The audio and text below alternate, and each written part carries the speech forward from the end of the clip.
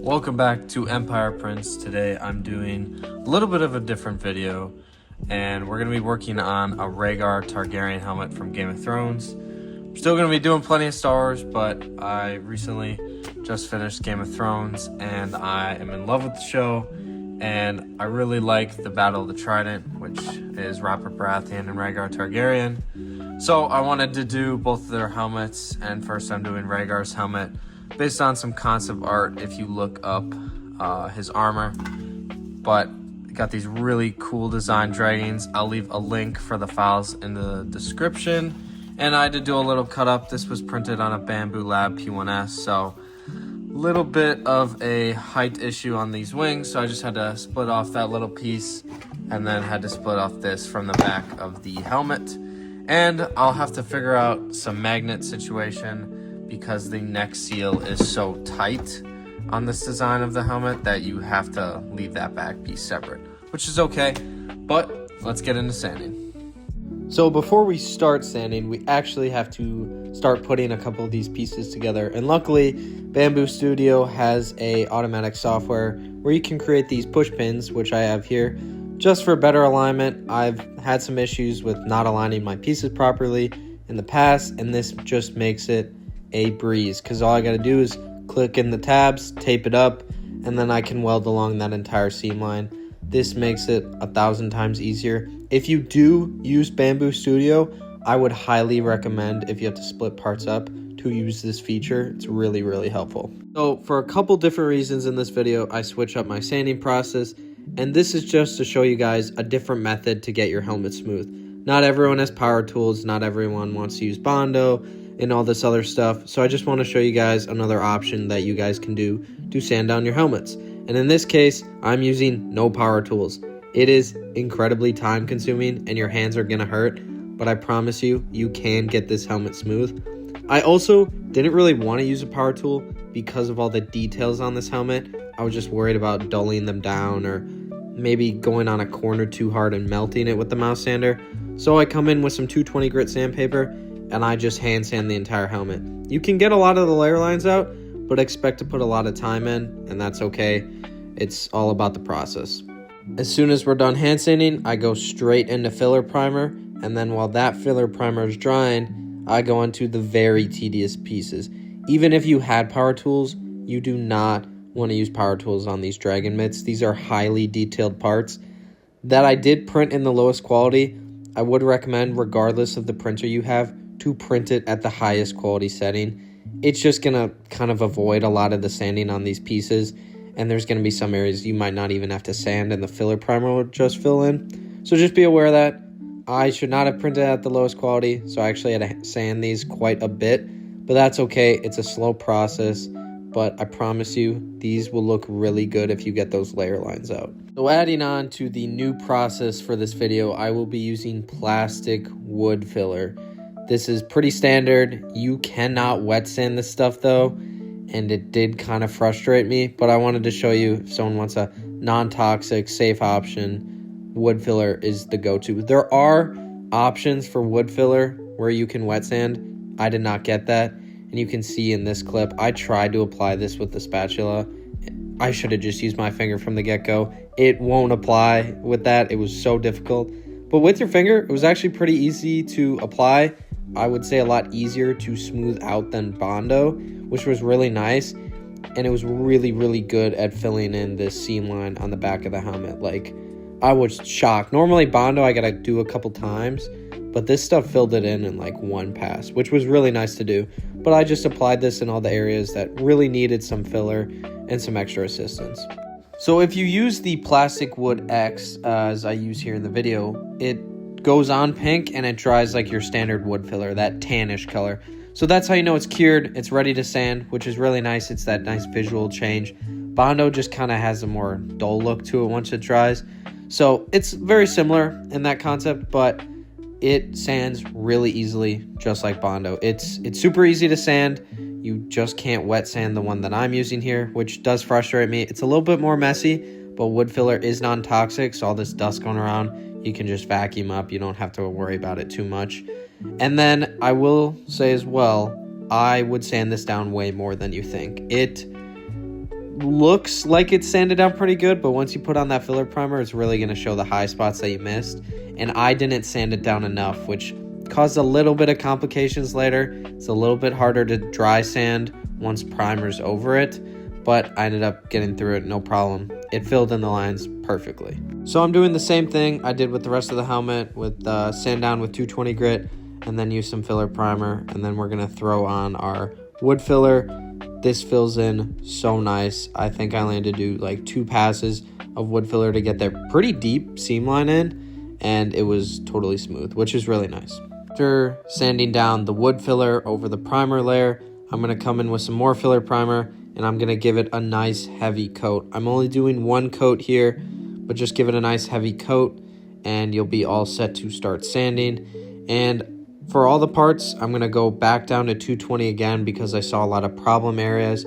So I just really want to sand it down and try to get to that wood filler and fix any issues I might have missed when I was sanding.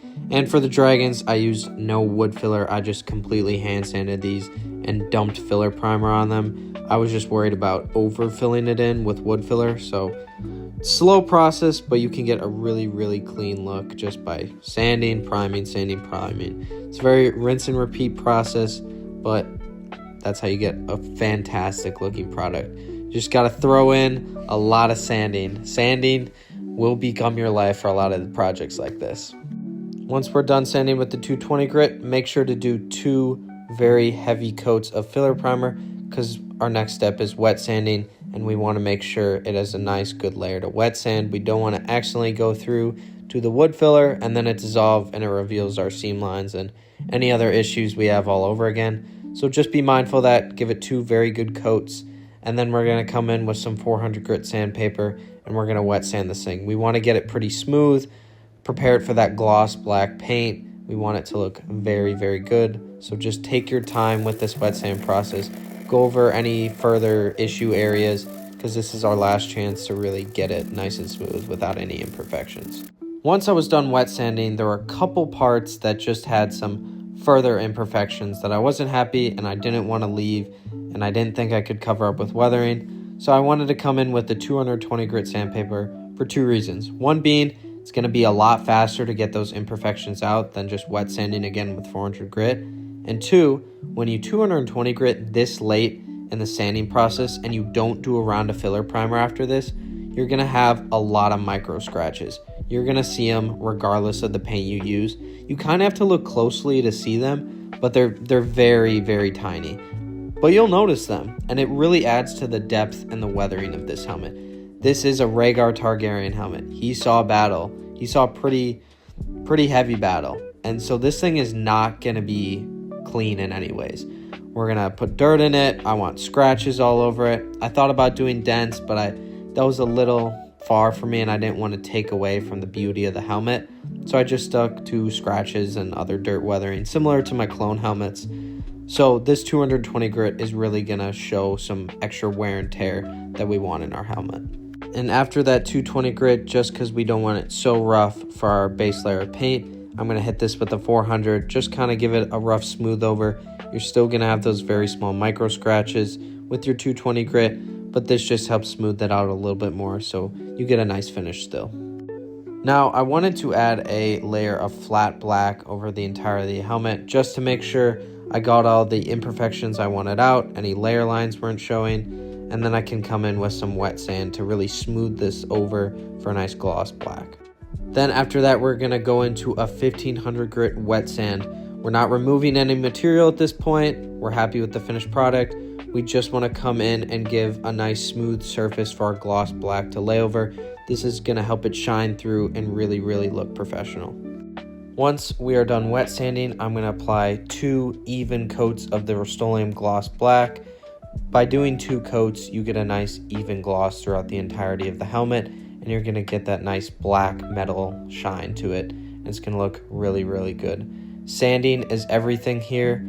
Gloss black will reveal every imperfection, so just take your time and be aware of that.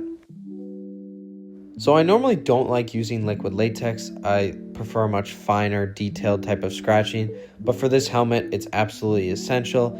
I was worried about tape residue if I were to tape these areas off, so I just decided to really lean into that heavy weathering, which is the look I'm going for, and almost cover the entire area I want to be red in liquid latex. This is going to give that very heavy chipped paint look, which is going to add a lot of depth and detail to this helmet and really show that weathering through. And then I applied on the wings as well in the same manner, just really heavy and all over the place to look like very heavy scratches.